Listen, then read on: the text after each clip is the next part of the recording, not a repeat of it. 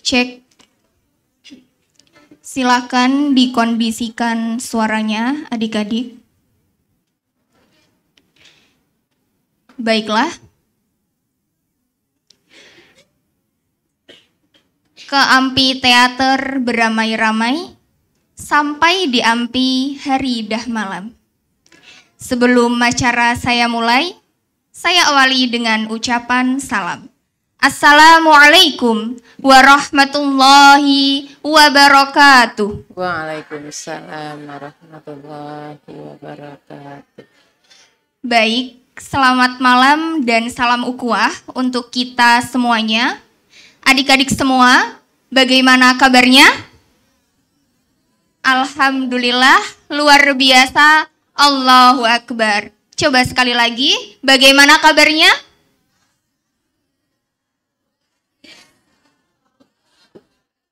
Baik ya, Alhamdulillah, senang sekali. Perkenalkan, saya Iza Alfitra yang akan memandu sesi pelatihan pada kesempatan malam hari ini. Baik, di sesi kali ini tentang perawatan jenazah, adik-adik semuanya, bahwa berbicara soal perawatan jenazah, tentu setiap muslim memiliki hak terhadap muslim lainnya yang sudah meninggal dunia. Namun dalam kenyataannya, mayoritas muslim atau bahkan ada di antara kita masih merasa bingung bagaimana merawat jenazah mulai dari memandikan sampai menguburkannya. Pertanyaannya adalah sebetulnya faktor apa yang menyebabkan mayoritas muslim ini masih merasa bingung? Kemudian juga bagaimanakah proses perawatan jenazah yang benar? Nah, pada kesempatan kali ini, semuanya akan dibahas oleh narasumber yang sudah berada di hadapan kita. Beliau ini adalah pimpinan Pusat Aisyah, Majelis Tablik dan Ketarjihan. Langsung saja kita sambut dan beri tepuk tangan yang meriah untuk Ustadzah Dr. Anda Hajah Misma Kasim MA. Baik, izinkanlah saya menyapa pemateri terlebih dahulu. Assalamualaikum Ustadzah. Waalaikumsalam warahmatullahi wabarakatuh. Bagaimana kabarnya Ustadzah? Alhamdulillah, Allahu Akbar. Alhamdulillah, mudah-mudahan segala aktivitas hari ini bernilai kebaikan untuk Amin, Ustadzah. amin, Allahumma amin. Baiklah, untuk sesi pertama ini pemateri akan memaparkan materinya selama kurang lebih 45 menit. Kemudian dilanjutkan sesi kedua, yaitu diskusi tanya jawab selama 15 menit. Untuk itu langsung saja kepada Ustadzah Dr. Anda Hajah Misma Kasim MA, waktu dan tempat disilakan. Bismillahirrahmanirrahim. Assalamualaikum warahmatullahi wabarakatuh.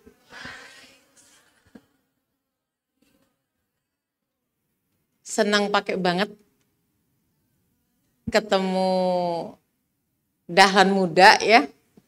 Luar biasa dengan semangatnya.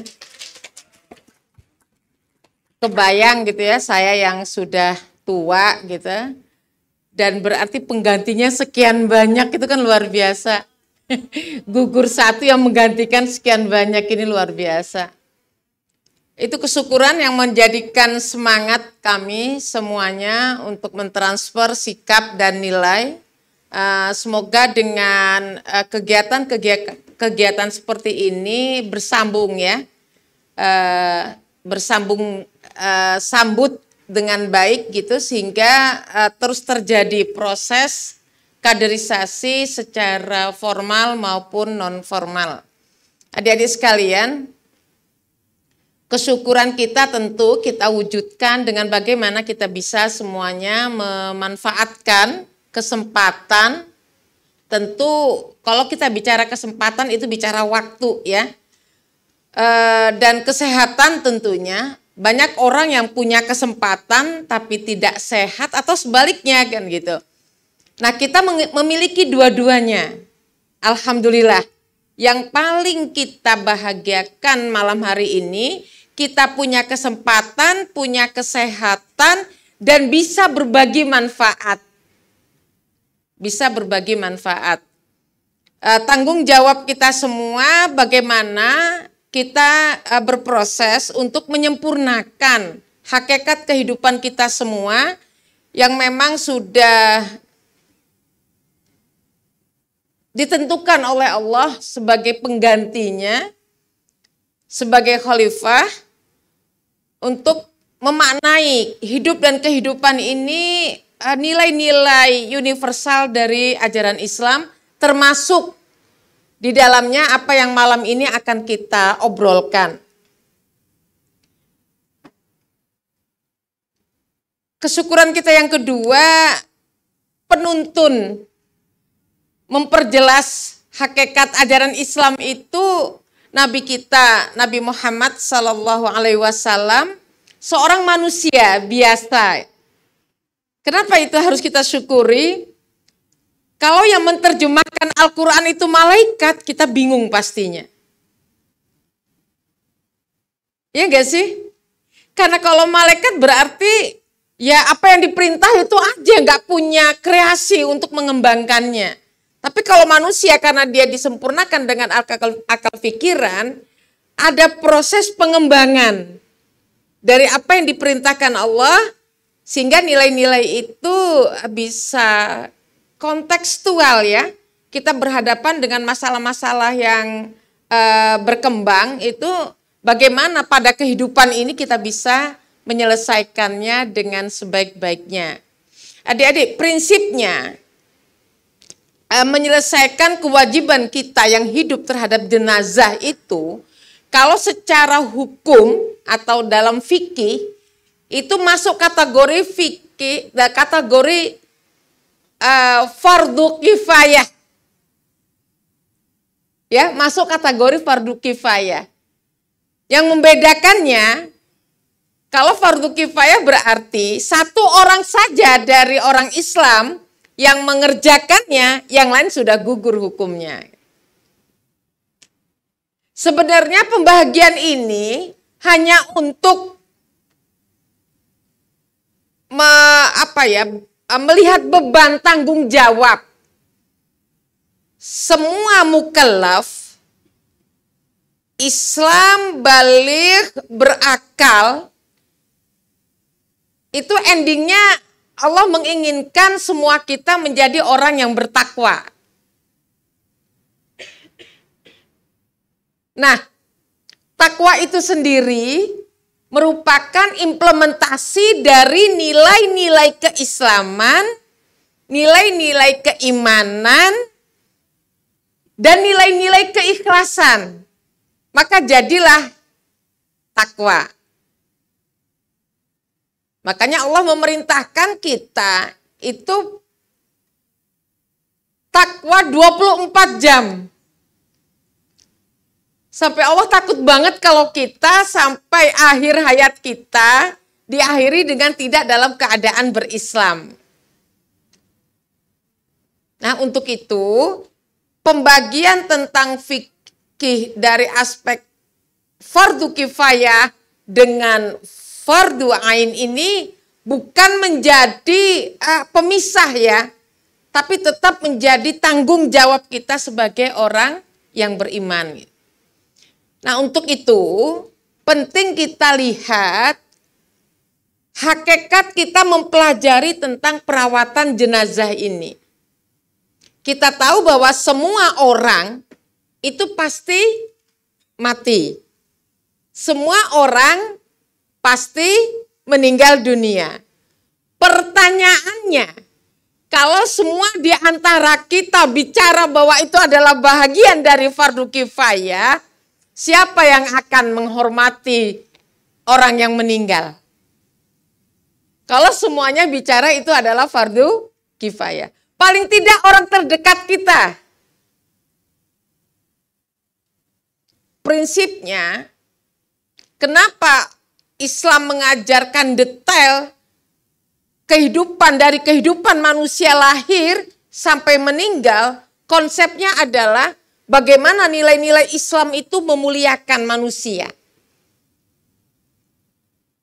Jadi prinsipnya memuliakan manusia. Jadi nanti kaifiyahnya, tata caranya tetap akan dituntunkan lewat hadis Rasulullah, lewat as-sunnahnya, tapi Rasulullah tidak detail. Jadi kita bisa mengembangkan. Contoh ya, gimana kalau kita memandikan mayit yang punya sakit yang menular. Nah itu kan kontekstual dan itu kita harus berhadapan dengan hal-hal seperti itu. Alhamdulillah profesi saya termasuk perempuan panggilan dalam menyelesaikan mayit-mayit itu. Jadi sering keluarga-keluarga terdekat, pasien di rumah sakit PKU, itu ya separuh berwasiat kalau saya meninggal nanti yang memandikan saya, yang mengkafani saya, Bu Misma gitu. Karena memang saya mengiklankan, paham ya mengiklankan itu apa? Memberitahu kepada banyak orang kalau saya siap. Kalau saya siap memandikan dan mengkafankan. Kata Rasulullah, kalau sampai yang memandikan atau yang mengkafankan tidak ada yang berjenis kelamin sama dengan si mayit itu boleh ditayamumkan. Apa hakikatnya? Begitu agama menjaga harkat aurat dari manusia. Boleh ditayamumkan apabila sampai terjadi dalam satu daerah itu tidak ada yang berjenis kelamin sama dengan si mayit. Boleh ditayamumkan. Jadi ada keterpanggilan saya untuk mengiklankan kepada masyarakat bahwa saya siap memandikan dan mengkafani mayit perempuan. Kalau yang laki-laki biar bagian yang laki-laki ya. Nah itu latar belakang kenapa selama ini saya menyenangi profesi ini gitu. Karena ada nilai-nilai kemanusiaan yang real yang jarang sekali orang memilihnya. Jarang orang memilihnya. Jadi yang bagian yang memandikan itu ya orang-orang pilihan itu. Paling tidak, ya saya juga nggak ngerti tuh ya. Ada memandikan orang tuanya aja takut. Padahal dia mau mati juga kan gitu. Ada yang takut gitu. Jadi ya harus saya temani, saya ajarkan. Yang lebih fatal kalau sampai diminta untuk menyolatkan orang tuanya nggak bisa. Dan banyak sekali terjadi di antara kita seperti itu. Masih bisalah untuk memandikan, ada yang menemani, untuk yang mengkafankan, ada yang menemani. Kalau yang mensolatkan itu kan tanggung jawab vertikal. Biasanya kan di tengah-tengah masyarakat itu meminta untuk anaknya yang ngimami gitu ya. Dan banyak sekali saya sering dapatkan gitu, tidak mau karena dia ternyata tidak bisa. Nah ini salah satu penguat kita kenapa kalian itu dibekali permasalahan tentang perawatan jenazah. Dan materi ini tidak bersifat normatif karena dalil-dalilnya itu silahkan kalian lihat. Saya lebih senang untuk mempraktekkannya langsung. Nanti saya minta bisa 2-3 kelompok di antara kalian maju ke depan untuk mempraktekkannya. Siap? Masya Allah. Kok 3 orang yang baca ngomong siap ya? Siap, bergantian ya. Oke ya. Karena kalau tidak mencoba, itu gak ada apanya itu. Feel-nya gitu ya, gak kerasa disuruh ngapain. Siap ya? Oke, kita memandikan.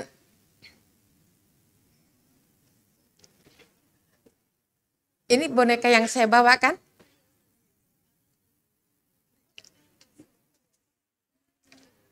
Ada 2 mejanya. Di depan ada. Iya.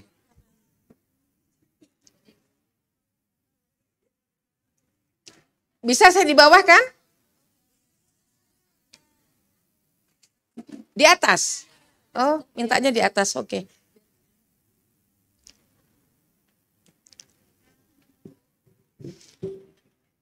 Saya masih minta satu lagi ya, biar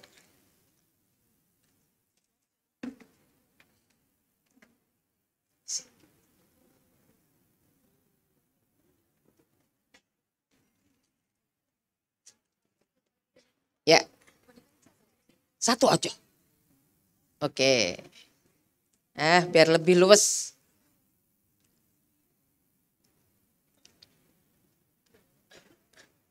Pertama,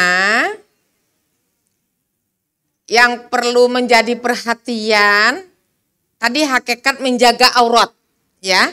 Jadi yang memandikannya adalah mahramnya, ya, atau yang berjenis kelamin sama. Paham maksud saya? Oke, mahramnya, ya. Kalau suami memandikan istri atau istri memandikan suami, boleh tidak? Boleh, sip. Anak laki-laki? Sip. Oke, itu satu. Yang kedua, yang perlu diperhatikan, aurat si mayit harus terjaga. Jadi posisi si mayit nanti ditutup auratnya. Ya, saat memandikan. Yang ketiga, tetap menjaga aurat si mayit, tempatnya yang tertutup. Ya, tempat yang tertutup. Keempat, diupayakan tempatnya yang tinggi. Sehingga air kotorannya tidak mengenai lagi si mayit. Adik-adik sekalian mungkin pernah juga melihat kalau meja di atas meja terus dikasih gedebok ya, atau bahasanya gedebok ya, itu bukan sesuatu yang tidak penting banget, lembut, lalu air bisa langsung tidak menempel kepada si mayit. Kasihannya kepalanya nggak apa-apa. Paham maksud saya? Nah, kalau di rumah sakit nih, ada adik-adik dari kedokteran ya, kalau di rumah sakit itu sudah ada tempat, udah permanen gitu, dia besi gitu, dibuat, sudah permanen tempatnya dan aliran airnya itu sudah disiapkan kalau di tempat-tempat tertentu.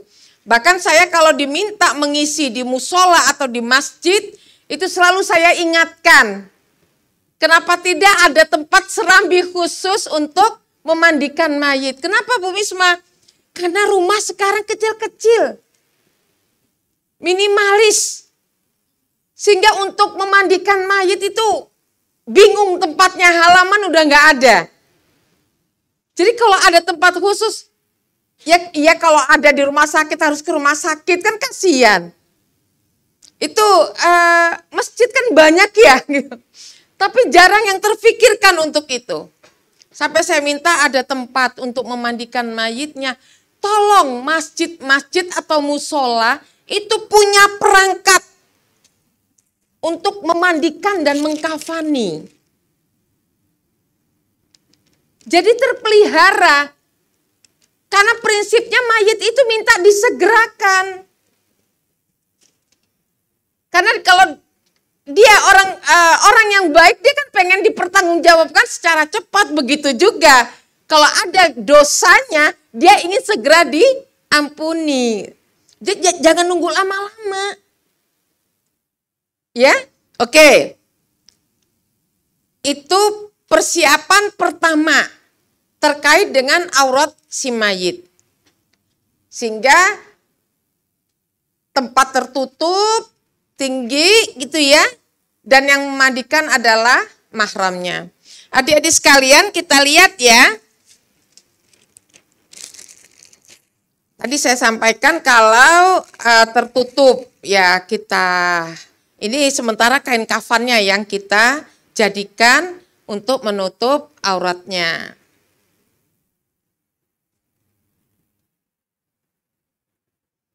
Nah, seperti ini ya posisinya. Maaf, kalau nanti terjadi si mayit sudah terlalu lama baru ketahuan meninggalnya. Kalau di rumah sakit kan ditunggu 2 jam ya. Kalau meninggal di rumah diminta segera panggil dokter memastikan sudah meninggal atau belum. Itu bukan hanya sekedar untuk memastikan sudah meninggal atau belum, juga memastikan nanti status hukum perdatanya kalau bicara hukum waris. Jadi ini penting ya untuk kita ketahui semuanya untuk membuat surat kematian karena itu hak perdata. Itu bagi kita keluarga yang ditinggalkan. Lalu yang kita siapkan itu kalau kita pakai menyiapkan airnya di ember, ya, itu kita siapkan 3 ember. Ada air sabun, ada air daun bidara, ada air kapur barus. Ya, kalau kita menyiapkannya pakai ember.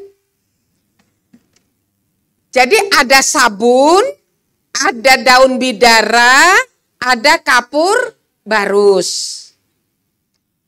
Gimana kalau kita pakai selang Ustazah? Nggak usah pakai ember, nggak apa-apa juga. Tapi nanti urutannya sama seperti kalau kita menyiapkan ada air sabunnya, ada air daun bidaranya, lalu ada air bersihnya. Sampai di sini paham? Oke, siap ya. Nah, tentang sabun, kan sekarang udah banyak sabun cair ya. Jadi kalaupun nggak cair sabunnya juga boleh.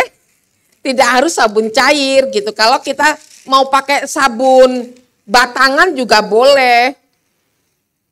Ya. Lalu kapur barus yang halus dan sampo. Ya, sampo. Ini karena memang saya khusus untuk perempuan sehingga semuanya saya siapkan untuk perempuan. Saya kelupaan nggak bawa sisirnya. Karena nanti rambutnya disisir, dibagi 3, lalu dikepang. Dikepang itu apa? Dikepang ya bahasanya ya. Oke. Bukan dibagi 3 lalu dikepang seperti kita ngepang 3, bukan. Dibagi 3, masing-masing bagian dikepang. Jadi 3 kepangan. Itu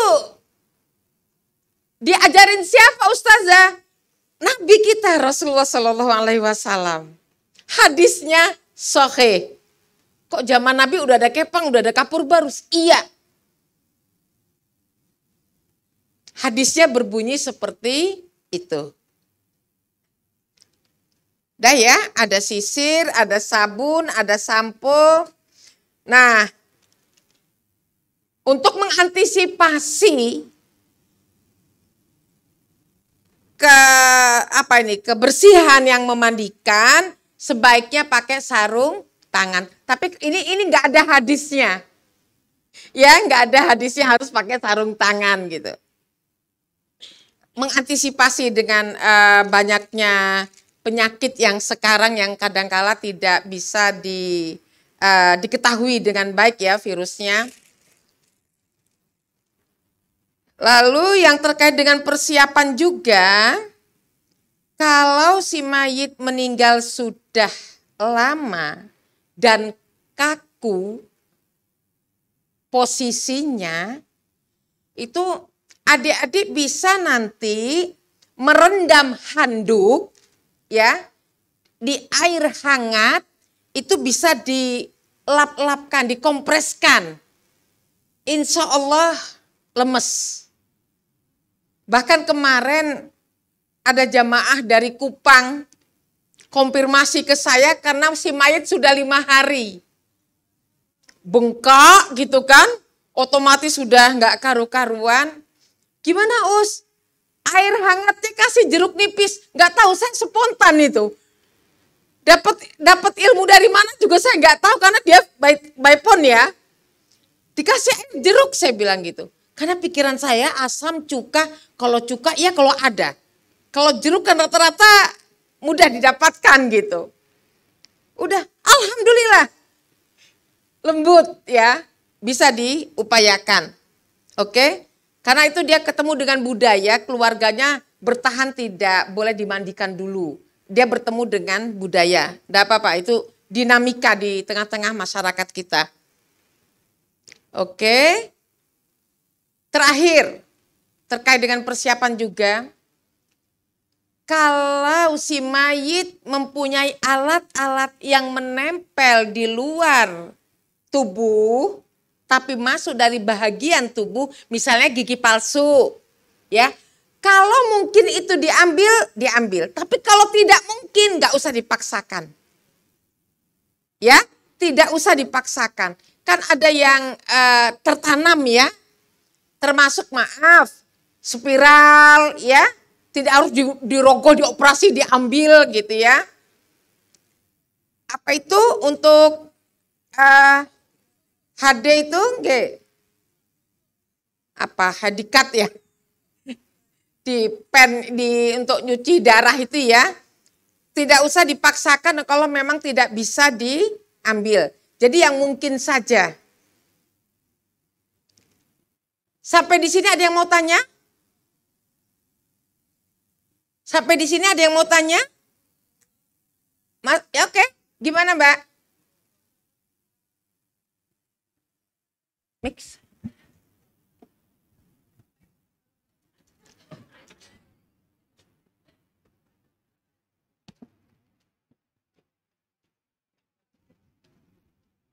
Assalamualaikum warahmatullahi wabarakatuh. Waalaikumsalam warahmatullahi wabarakatuh. Perkenalkan Ustazah, nama saya Randita Azahra dari Fakultas Kedokteran. Izin bertanya, kenapa harus memakai daun bidara untuk memandikan salah satu airnya? Ya, terima kasih. Kembali kasih. Kenapa harus? Memang bunyi hadisnya gitu. Pakai daun bidara. Padahal di Indonesia hanya ada di NTB itu. Daun bidara itu. Sehingga banyak orang pakai daun pandan. Ternyata manfaatnya menyerap bau. Coba nanti browsing ya. Kalau kenapa daun bidara, memang tulisan hadisnya daun bidara. Ya Dek ya. Begitu juga kapur barus. Tulisannya kapur barus gitu. Oke? Ya. Kalau sekarang dikembangkan adanya daun pandan, bunga, pengembangan pemikiran dan itu tidak bertentangan dengan syariat. Tapi kalau sampai terjadi keharusan, nah itu yang bid'ah namanya. Misalnya daun bunganya harus 7 macam, harus 3 macam gitu. Tidak ada keharusan itu. Ya, prinsipnya memuliakan manusia, lalu yang namanya mayit itu kan pasti bau gitu. Paham ya Dek ya? Oke. Cukup? Cukup ya? Kita lanjut. Sudah ya, persiapan airnya tadi udah ya? Sudah ya? Saya mulai caranya nggih? Oke. Adik-adik sekalian, perhatikan. Jangan sampai menyakiti. Ya, jangan sampai menyakiti. Sampai terjadi mayit, misalnya kalian mendapatkan mayit itu luka parah karena kecelakaan, kepalanya pecah. Jangan dipaksakan disiram. Tutup aja pakai plastik. Saya punya mayit yang bokongnya ini habis karena dia tertarik oleh truk. Itu begitu saya ini langsung saya bungkus saja. Karena tidak mungkin dimaksimalkan untuk dibersihkan. Jadi apa itu ya? ya pakai rasa ya, pakai rasa gitu. Oke ya. Kita kan yang memandikan tidak hanya satu orang. Ya. Jadi fokus aja. Satu membersihkan anggota tubuh, satu menyiram gitu ya. Yang satu membantu, mempercepat prosesnya. Jadi minimal 3 orang, 5 orang lebih baik. Ya, 5 orang lebih baik. Ada hadisnya? Tidak ada. Hanya dalam prakteknya untuk mempercepat. Ya, perhatikan ya. Sudah tutup auratnya. Pertama bersihkan rongga perut si mayit. Sampai separuh didudukkan dengan ditekan perutnya pelan-pelan. Untuk mengeluarkan kotorannya. Ya. Maaf, bagi yang baru melahirkan karena ada darah nifas. Itu bila memungkinkan itu kita bersihkan farajnya. Jadi tangan kita masuk ke dalam. Pernah kejadian setelah dikafani itu tembus. Ternyata cairannya keluar. Berarti waktu membersihkannya tidak maksimal. Begitu juga orang yang penyakit ginjal, jantung, atau keracunan, itu biasanya dari pori-porinya itu keluar. Cairan ada yang pink. Nah, untuk mengantisipasi itu maksimalkan apa yang bisa kita lakukan. Makanya kalau di rumah sakit suruh nunggu 2 jam untuk dipastikan kondisi si mayit. Saya ulangi, dibersihkan rongga perutnya, yang satu menyiram, yang satu menekan, yang satu membersihkan. Jadi adik-adik bayangkan kalau adik-adik mandi wajib. Kan membersihkan kemaluan dulu, membersihkan faraj. Ya kan? Sebelumnya mencuci tangan pastinya gitu. Sudah sampai di sini ya, ditekan pelan rongga perutnya. Sambil disiram itu terus tidak boleh berhenti.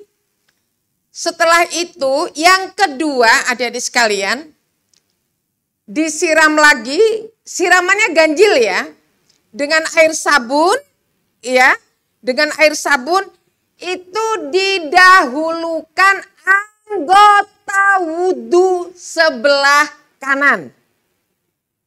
Jadi jangan dibahasakan mewudukan si mayit. Jadi mendahulukan anggota wudhu. Oke deh. Jadi kita ada yang menyiram, ya, ada yang siraman ganjil ya, sambil menyiram diingat. Lalu tadi saya sampaikan memulai anggota wudhu. Berarti yang satu membersihkan tangannya, sela-sela jarinya, ya. Terus gitu. Setelah membersihkan tangan, bersihkan mulutnya, hidungnya, ini air ngalir terus. Ya, yang menyiram terus gitu, membersihkan hidungnya. Apabila si mayit tadi terbuka mulutnya, itu bisa diikat. Ya, diikatkan ke kepala gitu untuk menekan supaya jangan terlalu banyak air yang masuk. Ya, tapi sebelumnya dibersihkan dulu rongga mulutnya ya, lalu hidungnya, dan kita basuh mukanya. Adik-adik waktu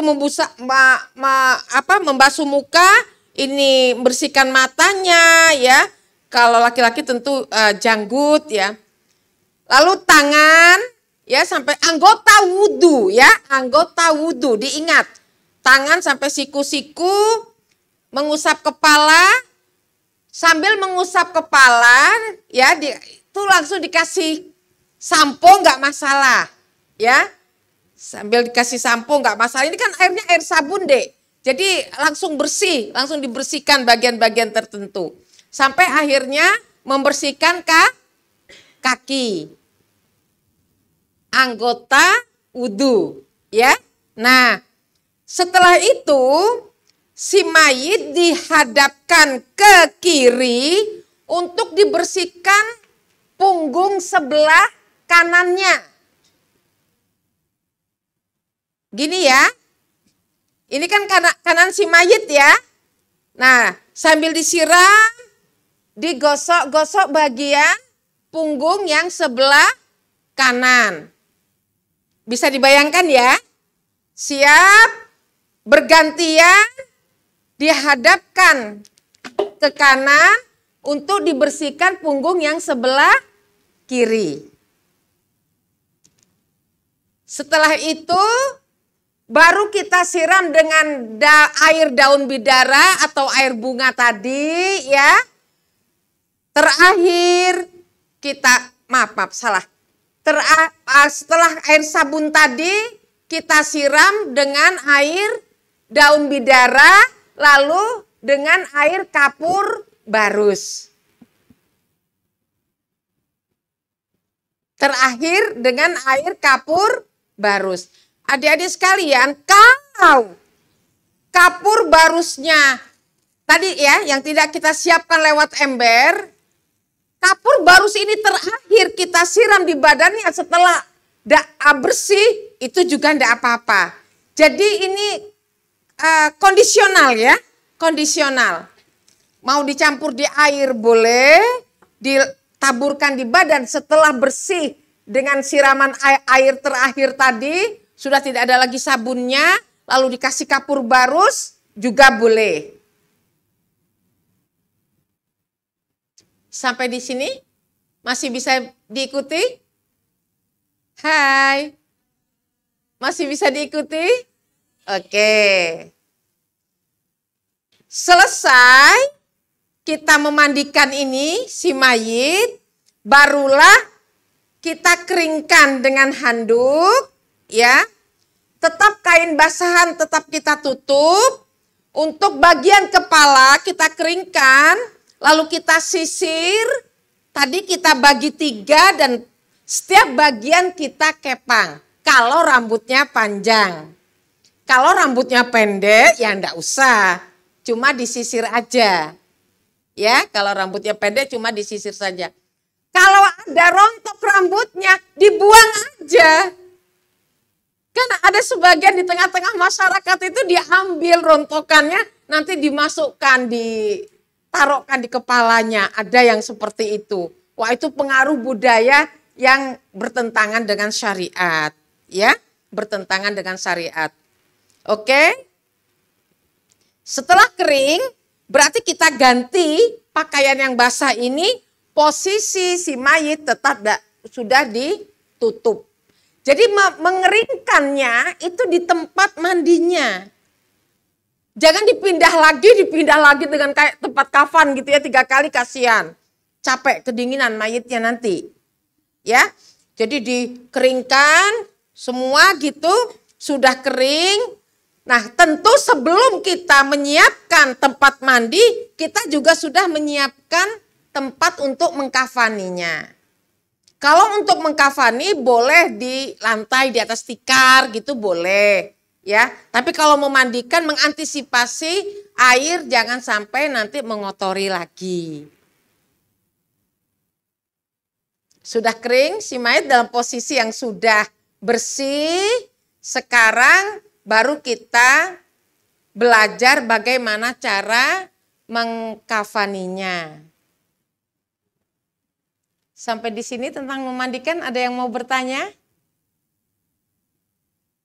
Hai. Boleh. Halo juga, Dek.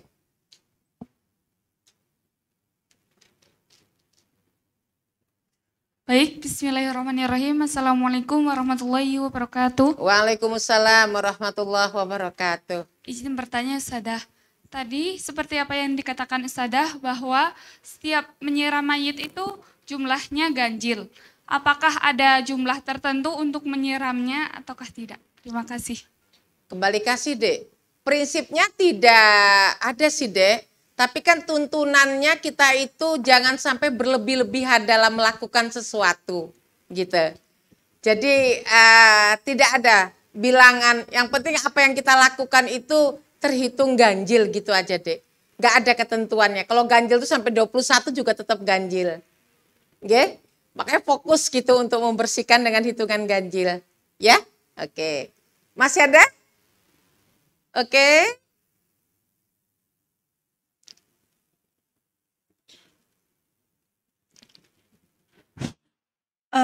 Bismillahirrahmanirrahim. Assalamualaikum warahmatullahi wabarakatuh. Waalaikumsalam warahmatullahi wabarakatuh. Izin bertanya dok. Izin bertanya Ustazah. Saya izin menjawab. Itu kan maaf Ustazah, tadi kan dalam Ustazah mempraktekkan dalam keadaan mayat normal. Apabila keadaan jenazah seperti jenazah korban tenggelam, saya pernah dapat di dekat rumah tuh ada yang tenggelam gitu kan. Jadi warga-warga sekitar sama imamnya pun juga sedikit kebingungan untuk cara memandikannya karena sudah ya kita tahu sendiri kalau pasien kalau jenazah tenggelam itu kondisinya biasanya sudah maaf hancur.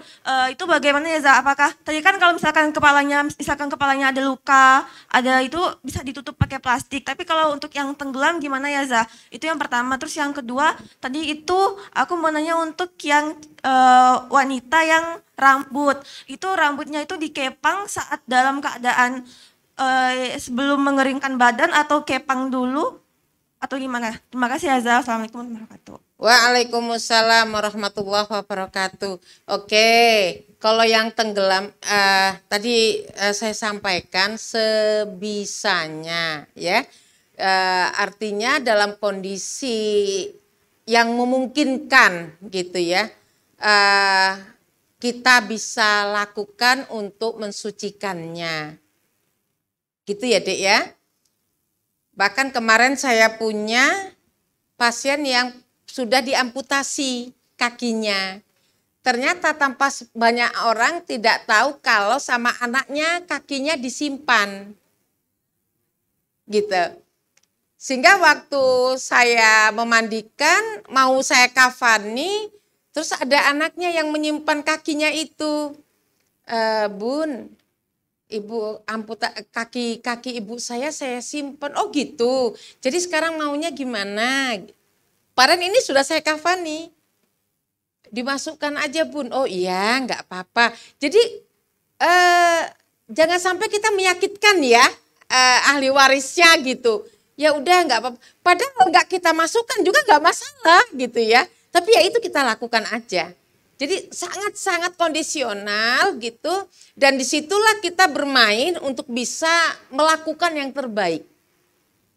Makanya kalau di musim haji itu ada yang meninggal kan cukup ditutup karena dianggap syahid kan, tercatat syahid gitu, ditutup aja dengan baju ihramnya gitu.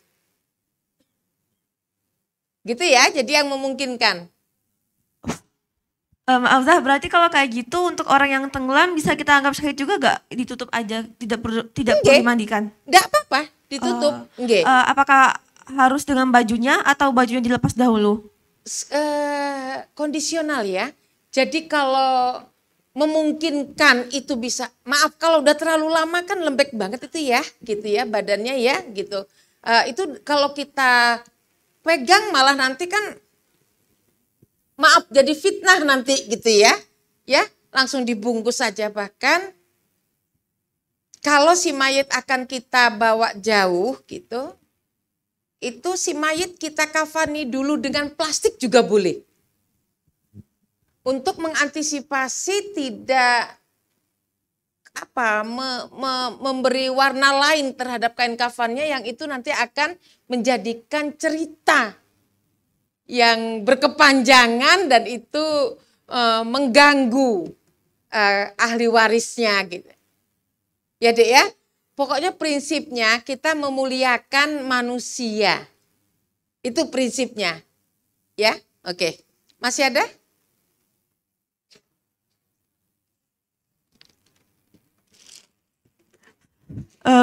Sedikit menambah lagi. Jadi kalau kita melakukan sesuatu yang kondisional seperti itu, apakah kita gak dijatuhin hukum bid'ah kan? Maksudnya kan kita gak ada urutan-urutan yang gak kita lakuin gara-gara kondisional. Itu berarti kita gak dijatuhin bukan hukuman sih, gak dijatuhin bid'ah gitu kan Zah? Sayang, yang namanya bid'ah itu mengada-ada dan itu bertentangan dengan syariat, itu bid'ah. Kalau itu sifatnya kultur dan tidak bertentangan seperti tadi yang saya sampaikan, pakai bunga karena nggak ada daun bidara, nggak apa-apa. Asal jangan dijadikan bahwa keharusan pakai bunga misalnya begitu. Jadi bid'ah itu ada dua macam deh. Ada bid'ah yang dolalah yang memang menyesatkan. Ada bid'ah yang hasanah, yang itu kesepakatan budaya yang tidak bertentangan dengan syariat. Gitu ya Dek ya? Oke. Sudah kita kafani mayitnya? Masih mau bertanya? Boleh, boleh. Santai aja Dek, nggak apa-apa. Assalamualaikum warahmatullahi wabarakatuh. Waalaikumsalam warahmatullahi wabarakatuh. Izin bertanya Ustazah, tadi kan dijelaskan bahwasanya jika di desa itu tidak ada perwakilan salah satu keluarga ataupun orang yang bisa memandikan mayit, salah satunya kan dengan mentayamumkan, itu bagaimana caranya? Oh, Dek, maksudnya bukan tidak ada yang bisa memandikan ya Dek. Kalau tidak memenuhi syarat karena tidak ada yang berjenis kelamin sama si mayit. Misal satu daerah, laki-laki semua yang perempuan cuma dia. Atau sebaliknya. Gitu. Kalau gimana cara tayamum? Ya seperti tayamum perintah di dalam Al-Quran. Wamsawujuhakum wa aidiakum minhu. Udah gitu aja. Mengusap mukanya dan mengusap tangannya dengan tidak membuka auratnya. Gitu ya Dek ya? Seperti kayak tayamum biasa. Betul, betul. Kan tayamum biasa kan cuma kita tempelkan di debu, lalu kita tiup, usap muka, lalu usap tangan. Kan cuma itu. Oke? Iya. Ya, Terima sip. kasih. Oke? Kayaknya laris saya ya. Assalamualaikum warahmatullahi wabarakatuh. Waalaikumsalam warahmatullahi wabarakatuh. Izin bertanya Ustazah, yang pertama tadi kan untuk mewudu, yang wudu tadi kan itu ada anggota wudu itu ya Ustazah. Nah itu apakah harus urut seperti wudu biasa atau kayak misal udah megang tangan ya tangannya dulu sampai siku baru ke kepala gitu. Kemudian yang kedua pernah lihat ada cotton bud itu biasanya digunakan untuk apa ya Ustazah? Maksudnya kayak telinganya apakah dibersihin kayak biasa atau terus mulutnya itu cara ngebersihinnya gimana?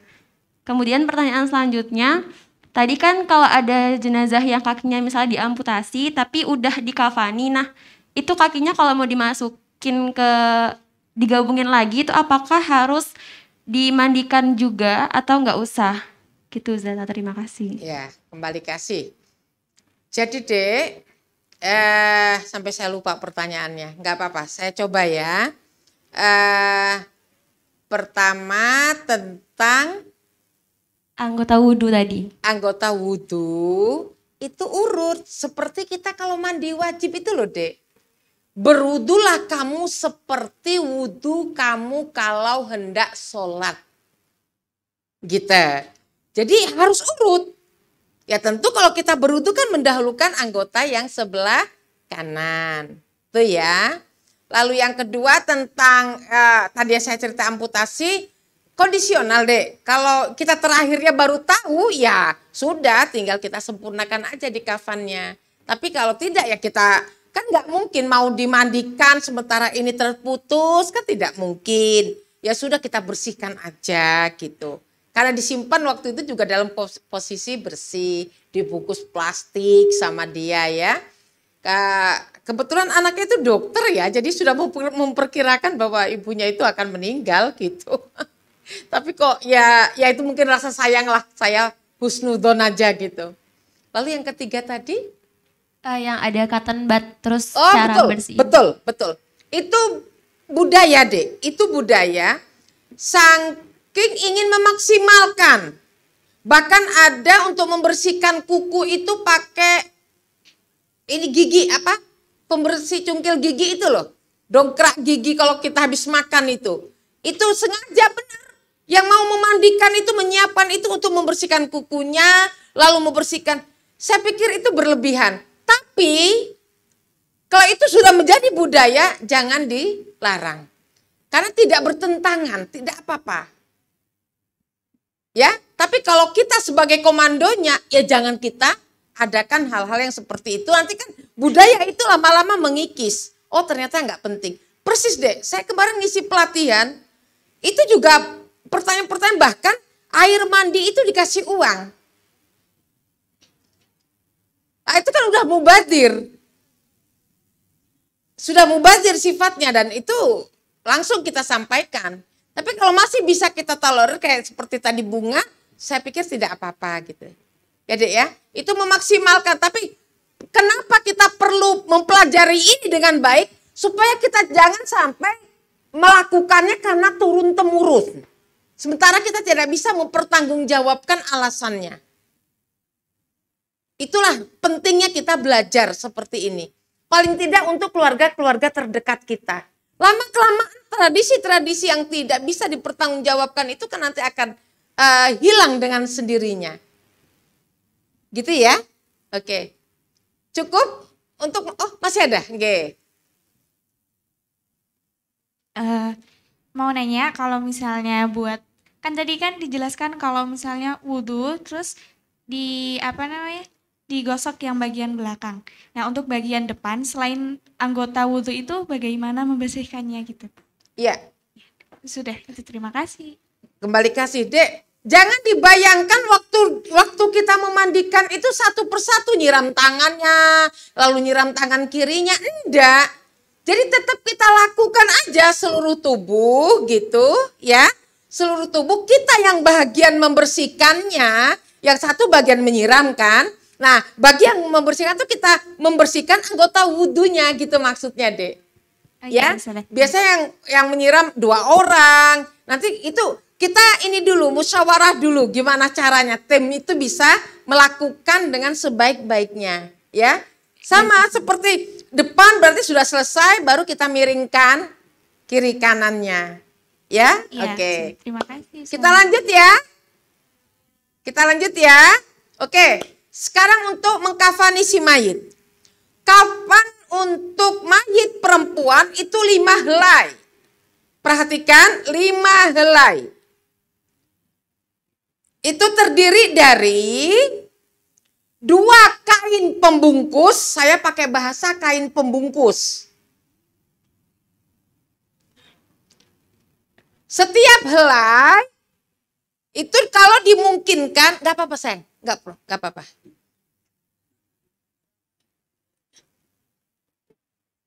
Ya, setiap helai itu kita kasih dulu kapur barus gitu ya. Sekali lagi saya sampaikan untuk mengantisipasi aroma ya, supaya tidak terjadi hal-hal yang tidak kita inginkan. 2 helai kain pembungkus. Nah, ketiganya itu baju. Ya. Baju. Ingat ya, 3 baju. Udah 3 helai. Sudah 3 helai ya. Tadi kita bicara 5 helai. Nah karena jilbabnya ini jilbab pasmina, jadi saya taruh di atas. Enggak segi.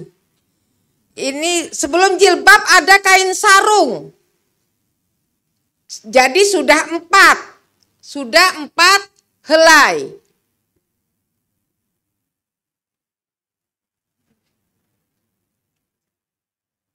Ingat ya, dikasih kapur barus. Nah ini jilbab yang ada ini pasmina Dek. Jadi saya taruh paling atas biar rapi.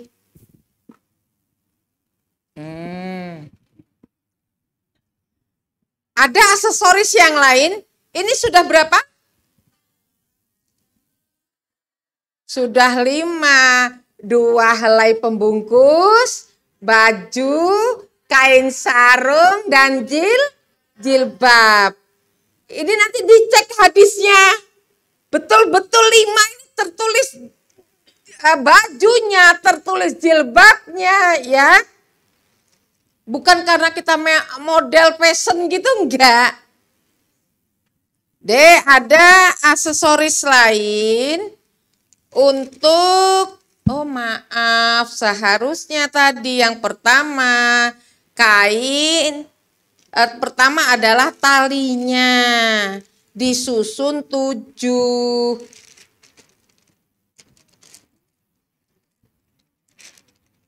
Oke.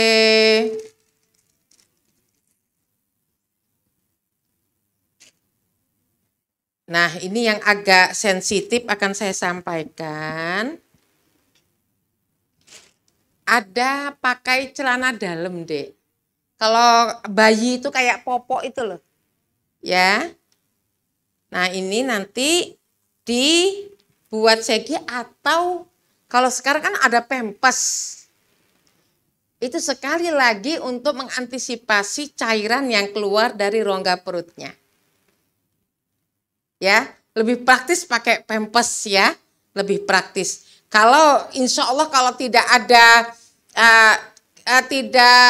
kita ya maaf mungkin nenek yang sudah sepuh, yang memang sakit lama gitu ya, itu juga bisa kita perkirakan tidak ini juga gak usah pakai Pampers, cukup pakai apa sih saya bilangnya ya cawet ya celana dalam gitu ya kayak popok gitu ya, Nah gini, biasanya saya pakaikan gini loh Dek, nah terus saya ikat gitu. Ya, kebayang ya? Oke siap. Nah karena saya tadi kelupaan talinya, berarti ini saya bongkar lagi. Saya senang kelihatan sibuk.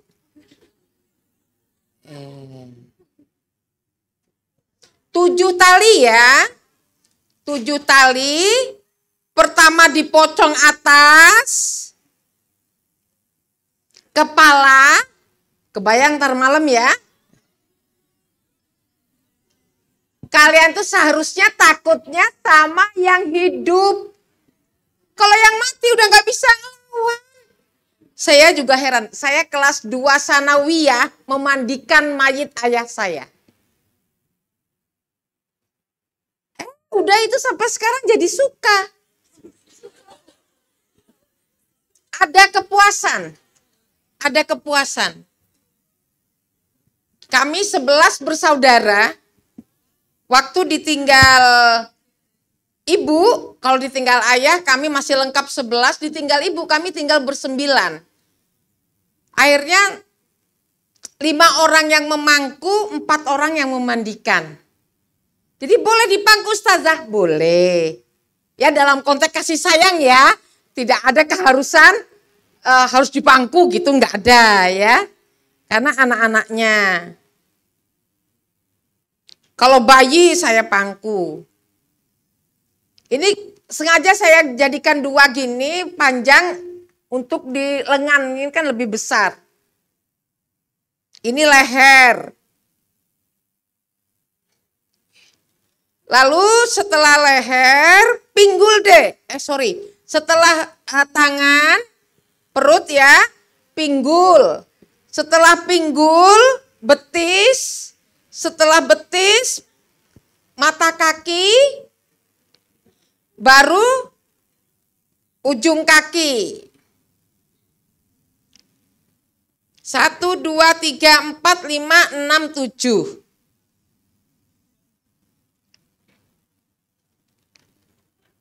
Dek, sebelum nanti saya kelupaan menjelaskan, simpul tali itu tidak diikat dengan tali mati, tapi cukup simpul saja.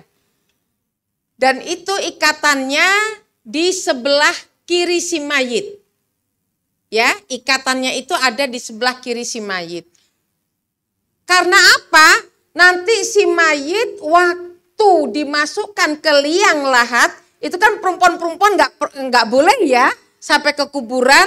Tapi ini kan mau saya jelaskan kenapa harus begitu gitu ya. Jadi kalau masuk ke lahat itu kan ada liang lahat, nanti dia posisinya Ini tali dibuka dek, pocok di atas sama lehernya itu dibuka talinya. Dan pipinya ini bertemu dengan tanah. Nanti ada gumpalan tanah gitu dibulatkan untuk ditempelkan ke pipinya supaya nggak jeglek gitu, kasihan ya, dikasih bantal. Sebelum saya lupa, biasanya saya kelupaan bicara itu. Oke, cukup 7 tadi ya. Gak apa-apa, saya bongkar lagi aja daripada nanti nggak rapi. Kalian masih bertahan kan? Ya, nggak apa-apa, santai aja, santai. Setiap lapisan tadi kainnya dikasih apa deh? Kapur barus, alhamdulillah nggak ngantuk. Padahal tadi pagi udah kuliah ya, belum kan? Belum mulai kuliah ya? Oh sudah? Oh, kok rajin sekali? Oh iya benar, udah mulai ya. Tadi Senin kok ya? Masya Allah, saya kok kelupaan. Satu yang jatuh, gak apa-apa, ini memang lebih. Memang lebih satu tadi, gak apa-apa, itu untuk cawetnya. Angge. Oh kedengeran ya? Sarungnya.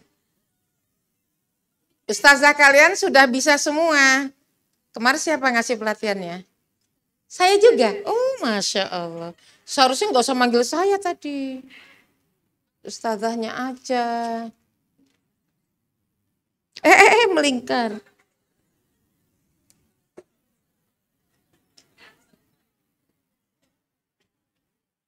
Terbalik saya. Enggak apa-apa. Pasmina di atas, enaknya jadi rapi. Ini kepalanya nanti di sini. Ini yang ininya, apa celananya. Oke. 5 helai ya. 5 helai ya. Oke. Jangan lupa lapisan dikasih kapur barus, diambil bonekanya.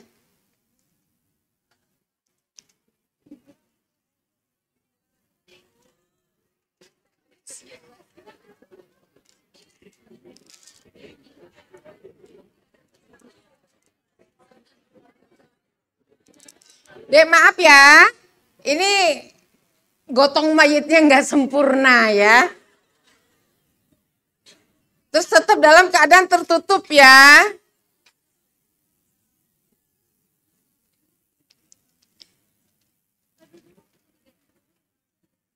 Dipasangkan jilbabnya, tidak harus pakai bros.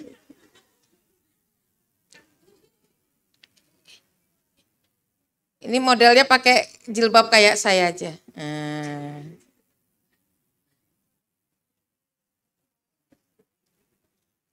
Lalu bajunya.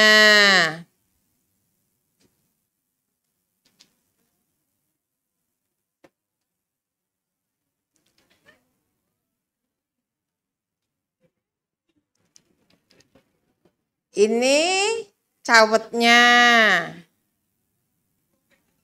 Diikat boleh, nggak diikat boleh. Nanti kalau kalian praktek mesti seneng. Kebayang gitu.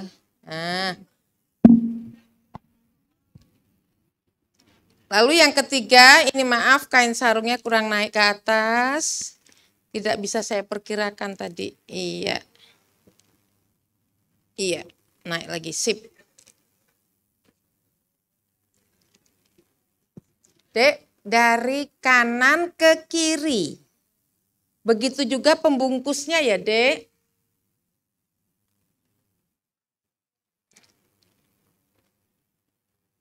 Ini nanti kalau kalian beramai-ramai 5 atau 7 orang akan rapi.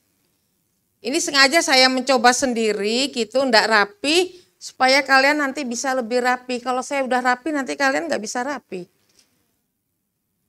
Dah ya. Dek, ini tadi lapisan pembungkusnya. Kalau si mayit besar tubuhnya, lalu bahannya hanya 1,15 meter ini lebarnya, itu bisa di bawah itu dimiringkan, Dek. Jadi dibuat supaya lebar dia posisinya. Nah, ini lembar pertama, lembar kedua diginikan gitu. Jadi lebar dia bisa membungkusnya. Dan tidak akan membayang karena udah ada kain sarungnya, sudah tertutup semua. Kemarin saya ngisi pelatihan di keraton itu rupanya ada tradisi di belakang keraton tuh istilahnya itu bukan kain sarung, jadi pakai kemben katanya. Oh iya, saya bilang. Sajane ya sarung, dia bilang kemben ya. Ingat ya, dari kanan satu-satu ya Dek, satu lembar, nggak apa-apa Dek, nanti mereka lebih halus. Nah, ada tradisi dan ini tidak bertentangan dengan syarak, menutup rongga yang terbuka dengan kapas. Kebanyakan yang ditutup itu kemaluannya kalau pakai pempes kan berarti mubazir ya kalau pakai lagi. Mulut, hidung, mata. Padahal ini daur ulangnya kan lebih sulit ya. Tapi nggak apa-apa kalau pencinta lingkungan nggak dipakai kapas. Karena tidak ada keharusan itu. Hanya dengan cara memuliakannya dengan begitu nggak apa-apa ya. Nggak apa-apa.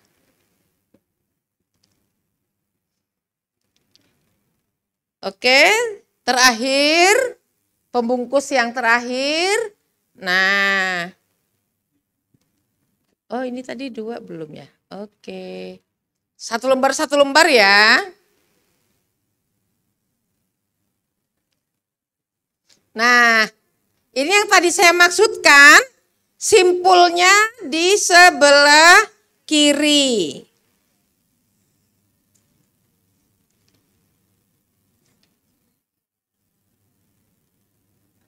Jangan tali mati. Terus lehernya. Hampir ya, sudah hampir mirip. Padahal berantakan banget ini.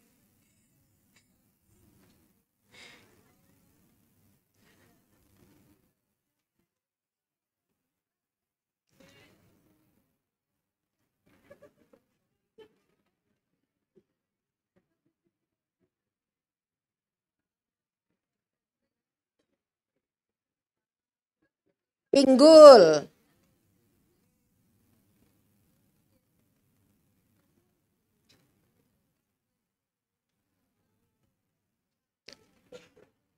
Lalu betis dekat lutut ya, di bawah lutut ya Dek. Kalau 9 ada juga mengantisipasi kalau badannya besar nggak apa-apa. Ya dituntunkan ganjil.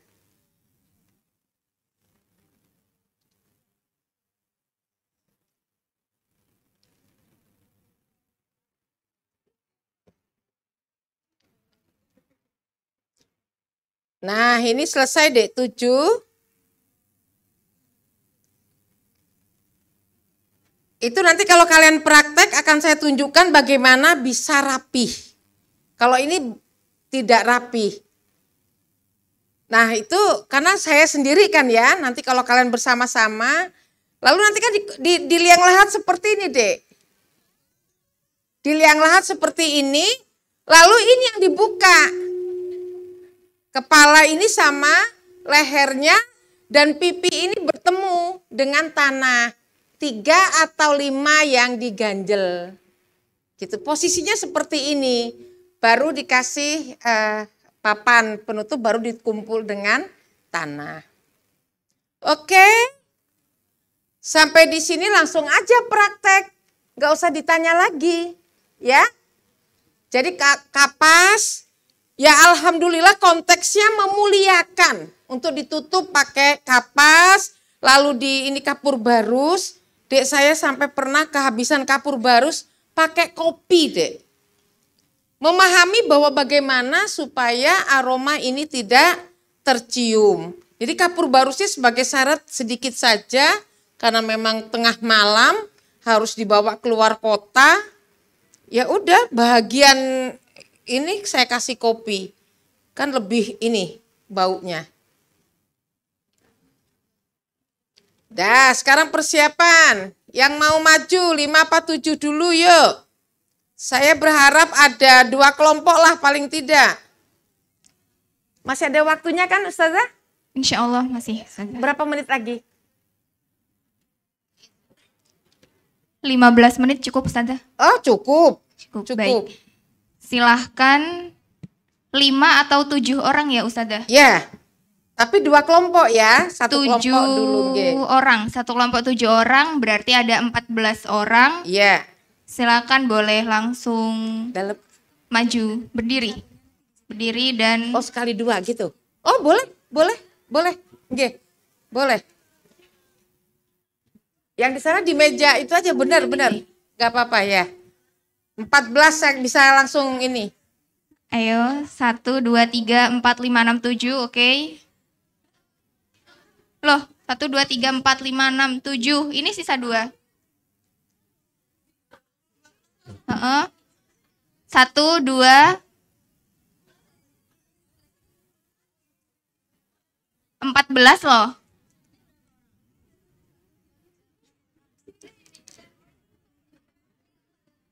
Tujuh, oke. 1, 2, 3, 4, 5, 6, 7.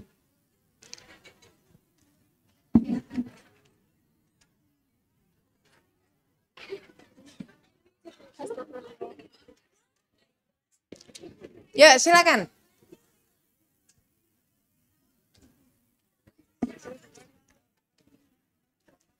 Maaf, saya cek, khawatir kafannya tidak cukup. Coba saya lihat dulu. Kalian ini aja, memandikan dulu. Ini saya ceknya.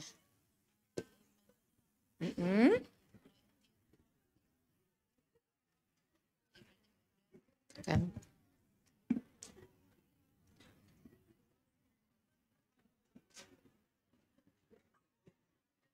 Kampus punya enggak ini? Kan nggih.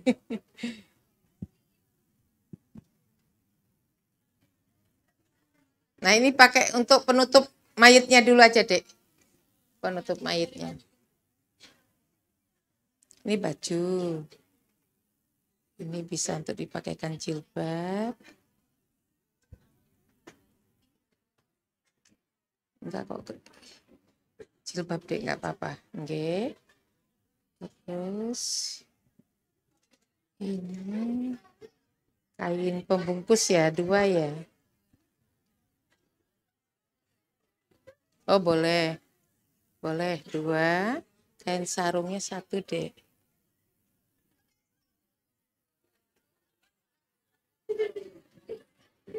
Silakan.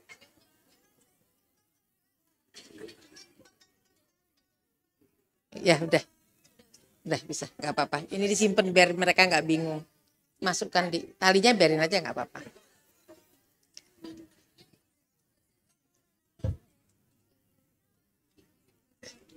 Sambil di sini.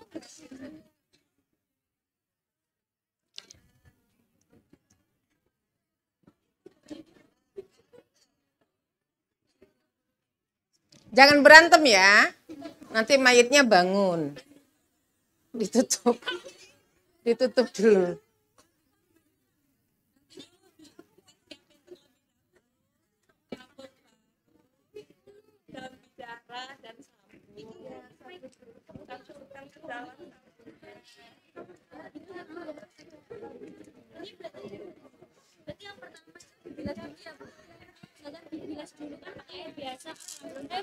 Air sabun, langsung air sabun. Kan langsung dibersihkan, ya. Gimana? Nggih. Oh, ya. Tapi ini enggak nanti suara mereka berdua? Bingung enggak? Awal pertama apa, terus kedua. Oh, boleh. Sekarang kelompok 1 dulu menjelaskan apa yang dilakukan. Urutannya. Nanti baru kelompok 2 ya. Urutannya.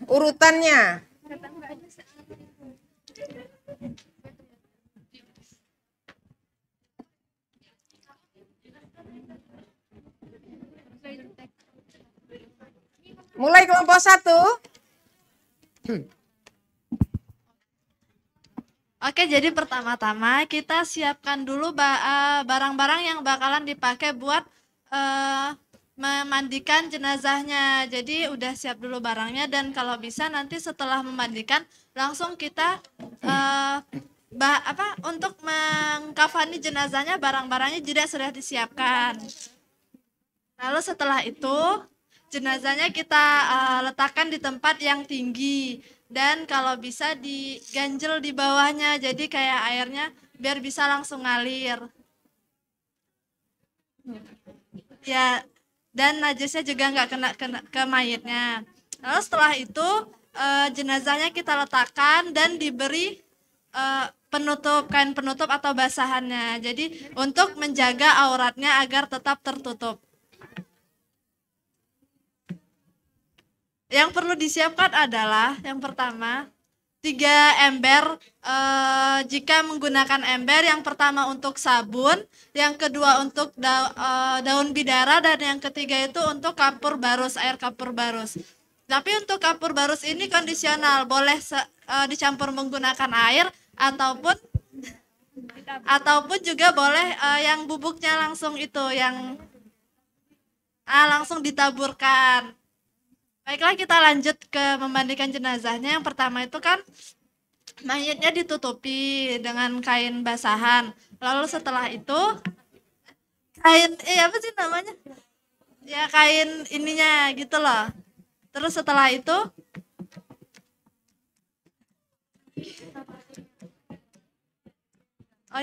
lalu setelah itu kita mulai memandikan jenazahnya, dimulai dengan bagian wudhu sebelah kanan dengan bilangan ganjil. Membersihkan ininya dulu. Baik, silahkan yang di kursi peserta untuk dapat mengkondisikan suaranya dan menyimak teman-temannya praktik.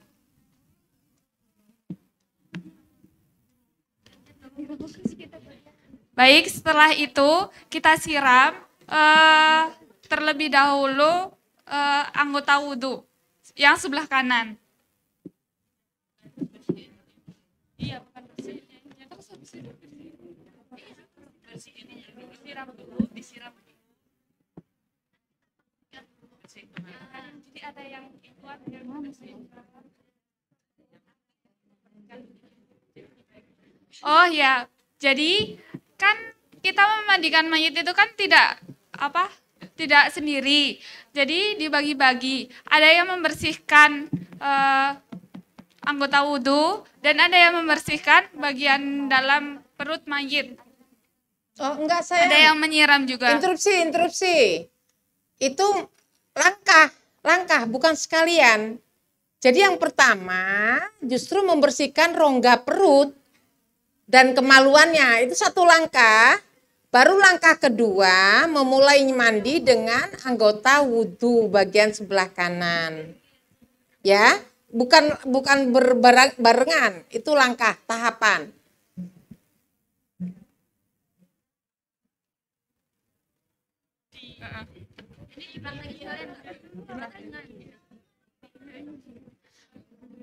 Baik, jadi yang pertama membersihkan anggota perut dulu ya. Setelah itu kita utamakan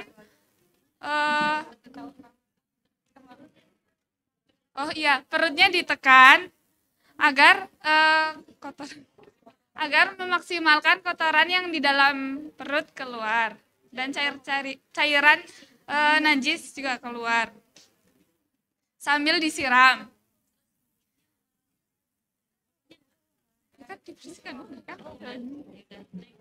Sampai bagian kemaluannya bersih. Setelah itu kita siram bagian wudhu yang sebelah bagian wudhu yang sebelah kanan. Diutamakan yang sebelah kanan dahulu. Ya kan? Iya, jadi sebelah.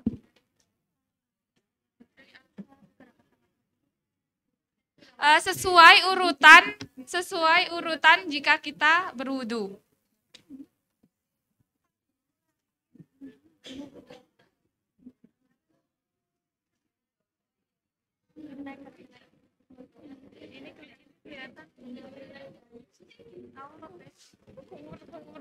Jadi disiram di bagian atas terus ya?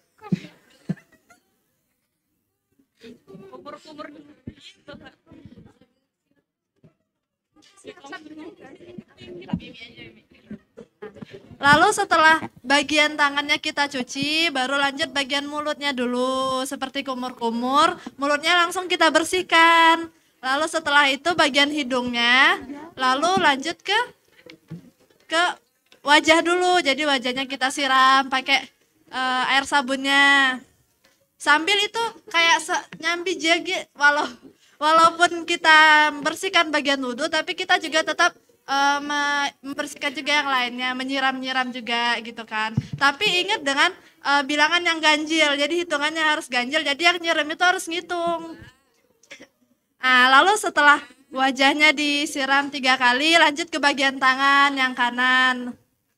Nah, dari siku sampai ini dibersihkan gitu dengan bilangan ganjil. Jadi nggak harus 3 kali, yang penting ganjil.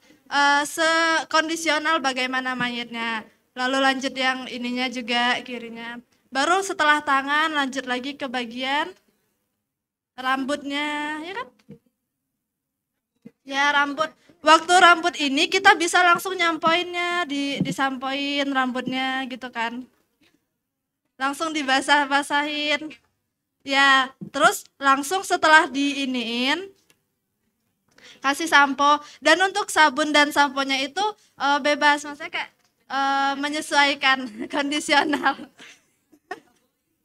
Tapi tidak boleh berlebih-lebihan. Lalu selanjutnya setelah ini rambutnya dibagi 3. Oh, itu di akhir, nggak jadi di akhir. Lalu selanjutnya setelah bagian rambut lanjut ke kakinya, dibersihkan.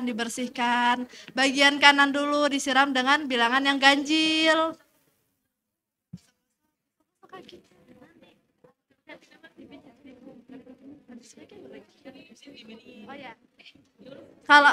Kalau sudah dibersihkan yang bagian depannya, maka kita miringkan mayitnya bagian ke kiri, dimiringkan, lalu bersihkan yang bagian belakangnya. Lalu kalau udah selesai, kita miringkan dia ke kanan untuk membersihkan bagian yang di belakangnya juga gitu. Lanjut bersih.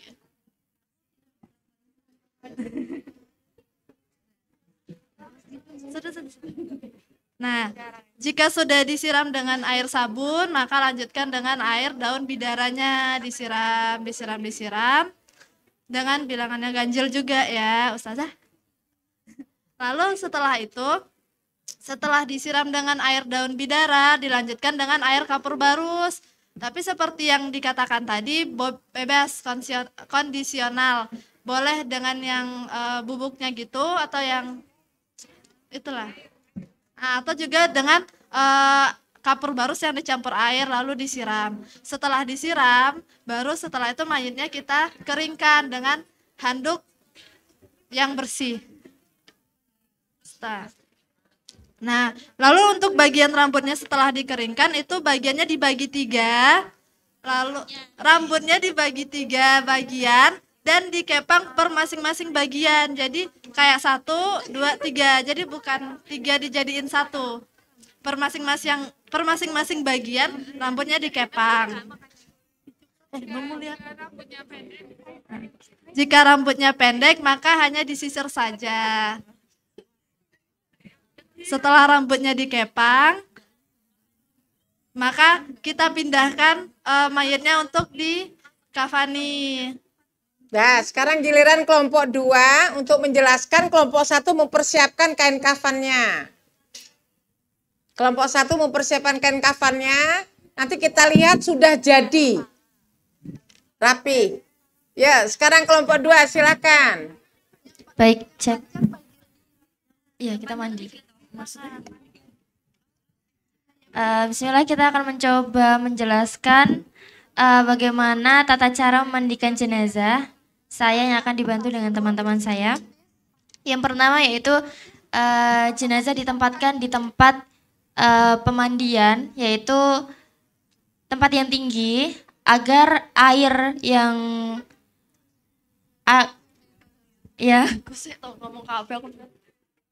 agar air dapat mengalir dan tidak terkena ke jenazah kembali. Lalu setelah itu jenazah kita tutupin dengan kain agar auratnya terjaga. dan sebagai kain untuk basahan. Setelah itu, jika jenazah sudah tertutupi, langkah yang pertama yaitu membersihkan bagian perut. Jenazah diduduk setengahkan duduk. Lalu ada satu orang yang membantu untuk mendudukkan jenazah dan satu orang menekan perut jenazah dan ada satu orang yang membersihkan kotoran jenazah serta menyiramnya.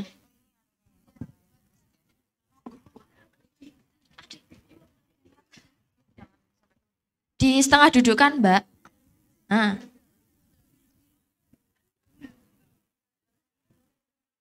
Mas, enggak kademen. Nah, dah.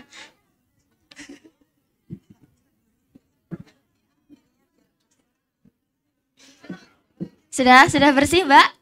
Oke, jika sudah, kita lanjutkan untuk membersihkan bagian mulutnya.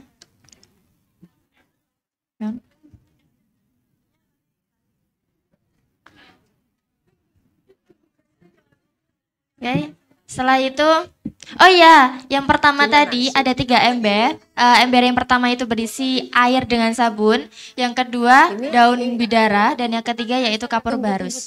Untuk penggunaan kapur barus itu bisa kapur barus dicampurkan dengan air tersebut atau kapur barus langsung ditaburkan ke jenazahnya. Oke, langkah selanjutnya yaitu memwudukan. Mundurin dikit, mundurin dikit, jilbabnya di atas. Membersihkan bagian jenazah, bagian area wudhu. Nah, itu pokoknya. Kata-katanya sangat sulit ya. Yaitu yang pertama dengan air sabun terlebih dahulu dengan diguyurkan sejumlah bilangan ganjil. Untuk membersihkannya seperti halnya kita berwudhu.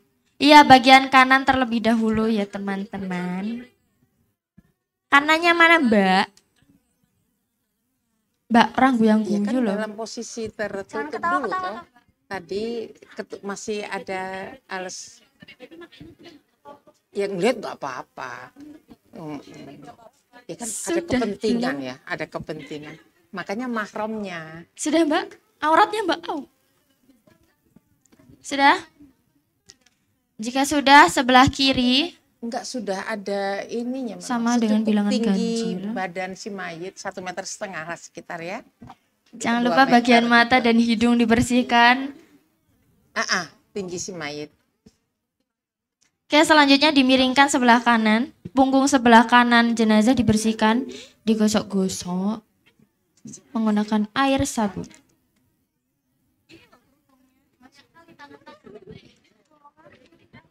Jika sudah, sebaliknya sebelah kiri dibersihkan. Aurat, Mbak. Aduh.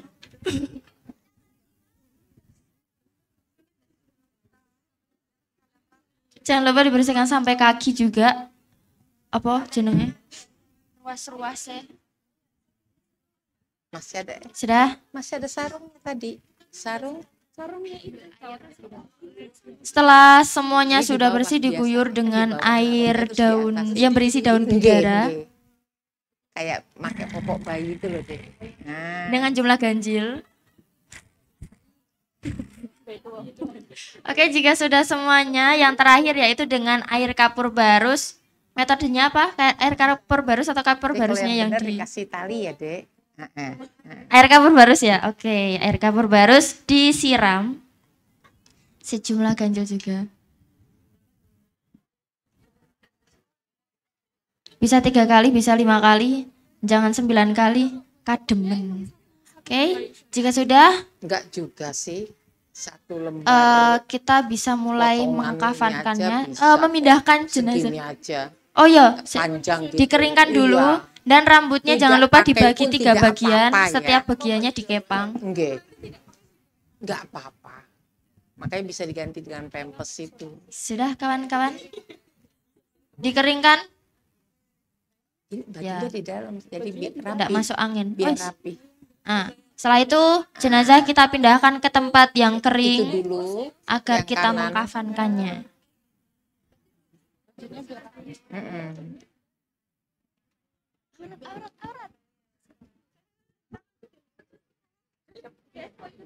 Setelah itu yang pertama kita siapkan, ini dijelaskan nggak? Udah selesai? Sudah mandikannya? selesai mandi, iya. Tadi terakhir disiram pakai air kamu barus ya. Oke. Taruh di kursi aja, Dek. Taruh di kursi dulu, Dek. Nggak apa-apa, Bu. Dia suka sama bonekanya. Mm-mm. Istilahnya kalau misalkan ada rambut kemaluan itu tuh dicukur. Enggak. Dibiarkan aja apa adanya. Oke. Yang penting maksimal bersihkannya. Maaf, ini yang leher. Nah. Boleh diperban gitu ya? Boleh. Ini lehernya, ini untuk badan, leher, ini kegedean tuh. Nah, gitu. Nah. Enggak. Tapi kan karena Rasulullah senangnya, perban itu kan putih. Kalau ustaznya pakai perban gitu aja kalau yang luka itu. Kayak habis operasi gitu. Pakai plastik.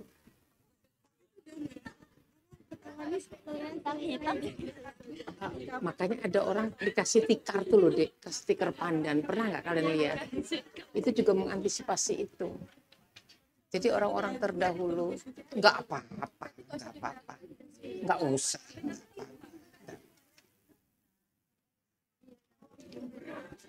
Kita persiapkan 7 tali. Sudah, silakan lembarannya. Lembar pertama. Ditutup, sayang.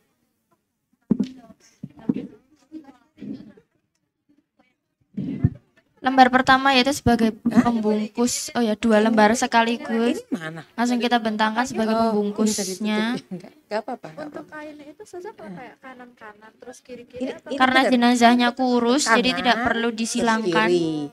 Semua otomatis nggih. Ini kurang rapi.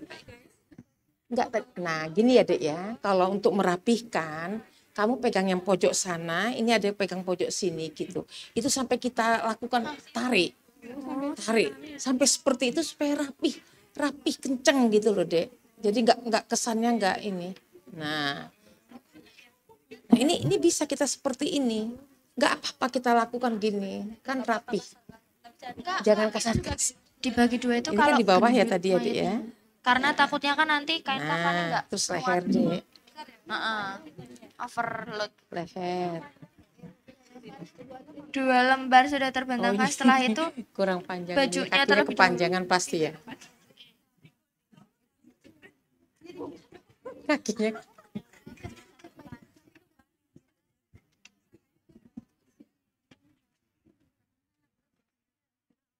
bajunya lebih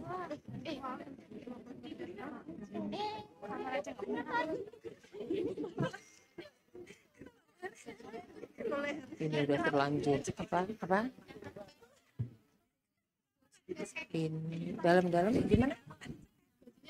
Termasuk enggak, 5 itu termasuk baju. Nah, ini nanti gini kan. Nah, gitu loh, Dek. Nah, iya.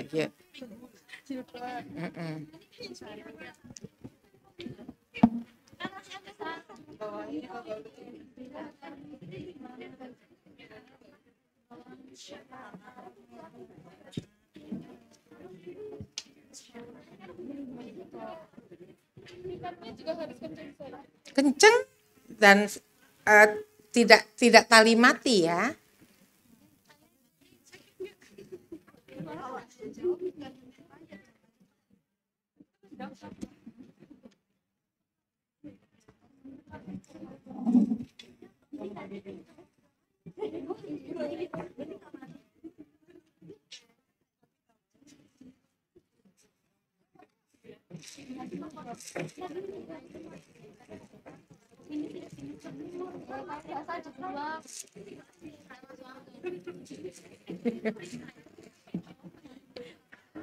Ini biar gak ketahuan gini jelek. Kopi.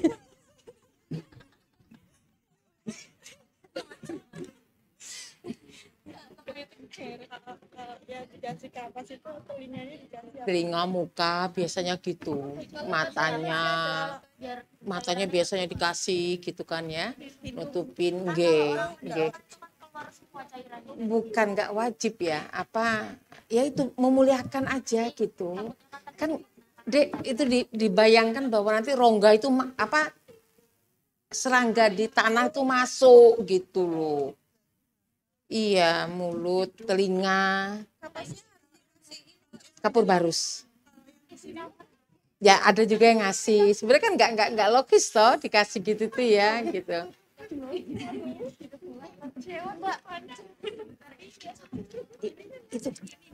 Itu tinggiin dikit. Nah, dah. Kenapa kok bisa pendek banget ya? Oke lah, nggak apa-apa. Enggak, kayaknya pendek. Oh sudah berfoto dengan mayit.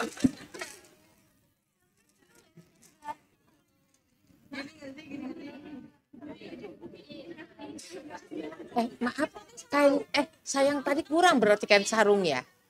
Coba dihitung dulu. Kok kecil banget. Dilebar nih sayang. Dilebarin saya ngongken sarung kok dilipet.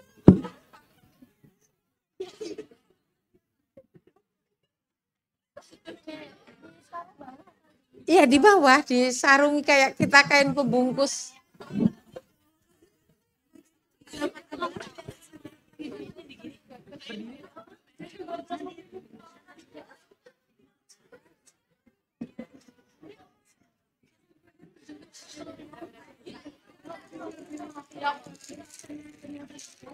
Ini ya, jadi after before ya.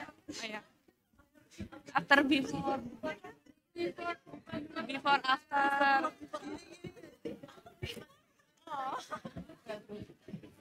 After before. Kita pelukan. Mayitnya dipeluk gak sih? Ya, ini lagi. Ya. Ini kain kafan yang nggak sempurna dari sananya, nggak apa-apa. Enggak dari sananya sudah enggak.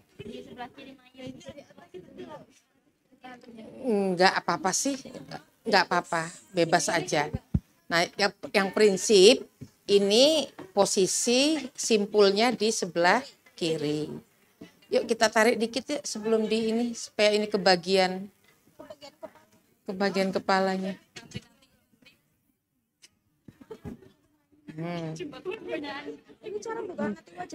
Ini kan kayak gini.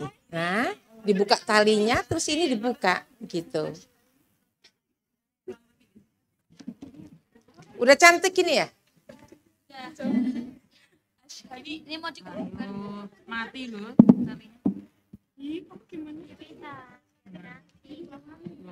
Ada mungkin yang perlu ditanyakan?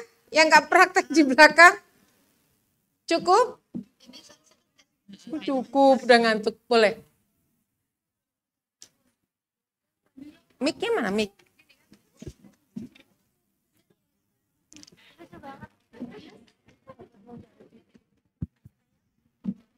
Ya, langsung saja izin bertanya. Jadi kalau seumpama jenazah tersebut itu meninggal dalam keadaan saat kecelakaan, itu kan pasti ada contoh di kepalanya itu terluka. Itu kan tadi disuruh untuk menutup kan tidak dikenai air. Namun tadi kan ada urutan untuk yang urutan berwudu. Anggota wudu. Anggota wudu. Lalu itu urutan tersebut apakah dilewati atau bagaimana Iya. Terima kasih. Iya, kita lihat kondisinya ya. Jadi tentu bagian yang luka itu kita bersihkan dulu sebisanya. Tadi juga ada pertanyaan itu. Jadi misalnya bekas operasi kan, itu pakai perban boleh. Nah, luka ini kalau memungkinkan gitu, mana yang bisa kita bersihkan dulu, kita bersihkan. Tadi yang saya contohkan itu kalau sampai hancur kepala yang nggak memungkinkan untuk kita siram, ya udah kita bungkus gitu. Jadi betul-betul bagaimana kita bisa si mayat ini inilah apa ya, terlihat rapi gitu, tidak menimbulkan kesan yang mengundang cerita gitu, berkepanjangan gitu. Jadi apa ya, kemampuan kita melihat itu ya, cekatlah kita melihatnya apa yang harus kita sikapi gitu. Insya Allah tidak melanggar pada batas yang memang bisa dipertanggungjawabkan gitu aja.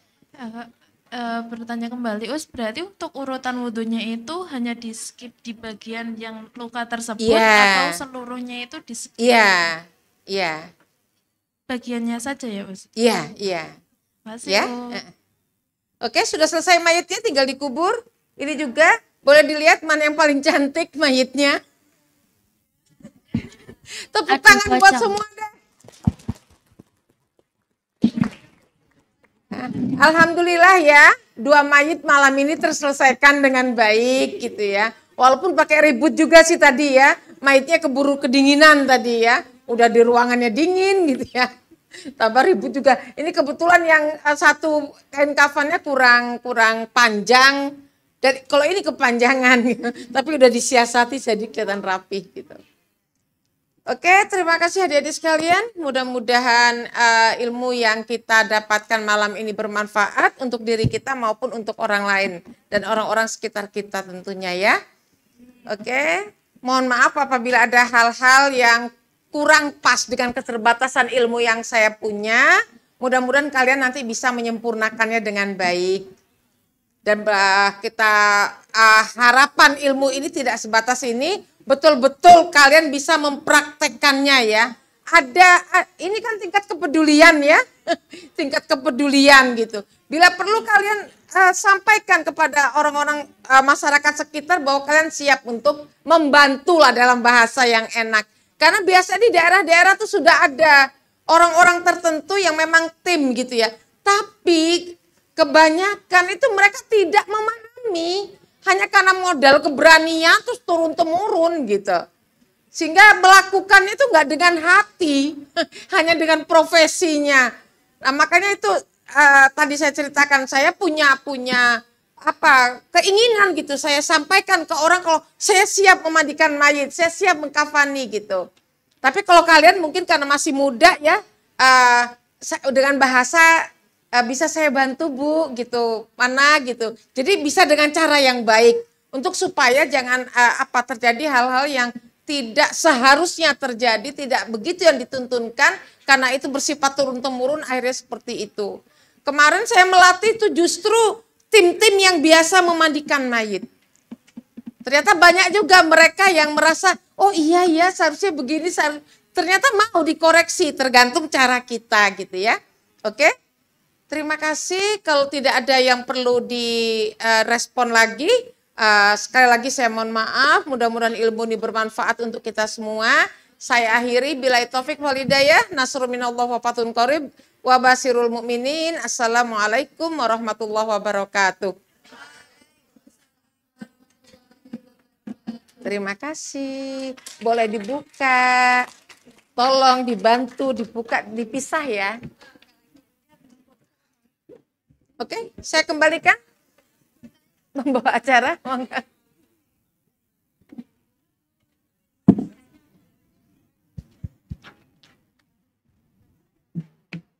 Baik, ini tadi tas. Alhamdulillah rangkaian sesi pelatihan pada malam hari ini telah terlaksana dengan baik. Prinsipnya bahwa kepengurusan jenazah ini adalah memuliakan manusia, terlebih ini adalah skill yang langka, maka kami harapkan adik-adik semua mampu mengaplikasikannya, mempraktikannya di lingkungan masing-masing. Kami ucapkan terima kasih kepada kepada Ustadzah Dr. Randa Hajah Misma Kasim MA yang telah memaparkan materinya, juga kepada seluruh audiens yang dengan antusias menyimak sekaligus mempraktikannya. Beri tepuk tangan untuk kita semua. Akhirnya saya Iza Alfitra pamit undur diri. Pergi memancing dari kemarin.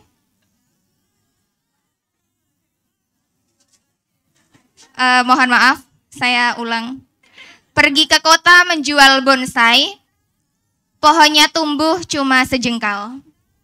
Acara kita sudah pun usai, bawalah ilmu sebagai bekal. Pergi memancing dari kemarin, pulangnya pagi kepala pusing. Terima kasih kepada para hadirin, jangan lupa isi sipresnya masing-masing. Saya akhiri, wassalamualaikum warahmatullahi wabarakatuh.